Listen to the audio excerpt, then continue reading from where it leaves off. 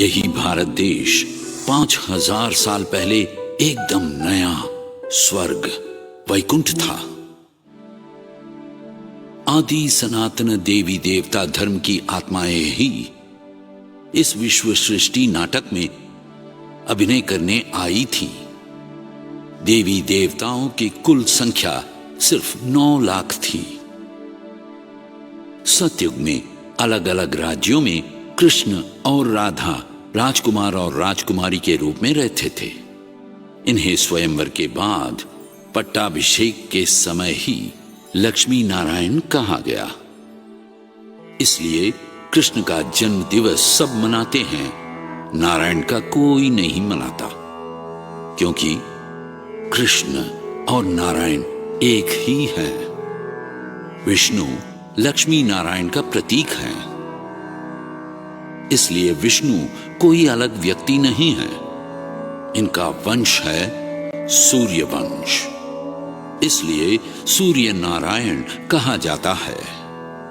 इनका कुल है देवता कुल।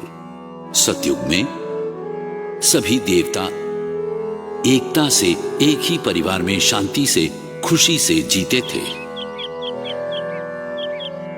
मृत्यु, दुख, रोना वहां कुछ भी नहीं थी।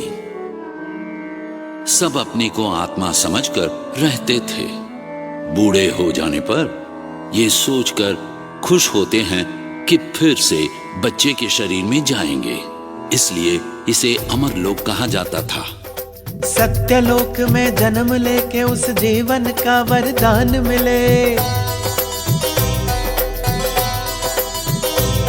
जहाँ प्रेम से आशीर्वाद से भरा हो जीवन, कोई न दुख मिले, विकार कोई ना हो, जहाँ वो पावन सुख संसार मिले। काम, क्रोध, लोभ, मोह और अहंकार नामक 5 विष वहां नहीं है।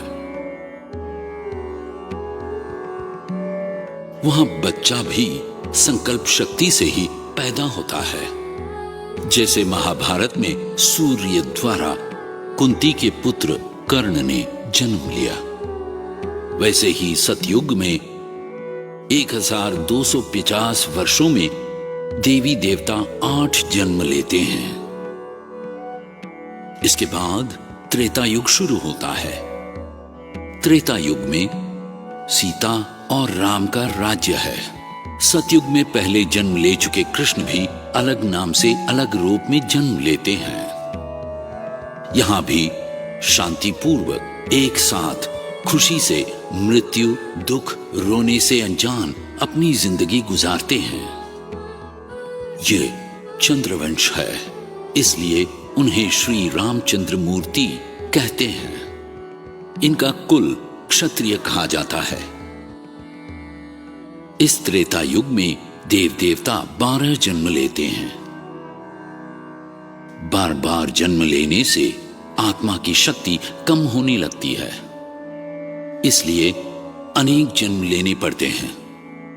त्रेता युग के अंत में देवी देवताओं की कुल संख्या 33 करोड़ है, यानी कि 33 करोड़ देवता। पुराणों में वर्णित 33 करोड़ देवता यही है, यही भारतवासी। इस समय एक बुरी बात हुई। देव देवता बार बार जन्म लेने के कारण इस शरीर में ही जीकर आत्मा को भूलने लगे, अपने शरीर को ही सब कुछ समझने लगे। शरीर के आकर्षण में बंध कर जो नहीं करनी चाहिए वे गलतियां करने लगे। अपनी पवित्रता और दिव्यता खोने लगे।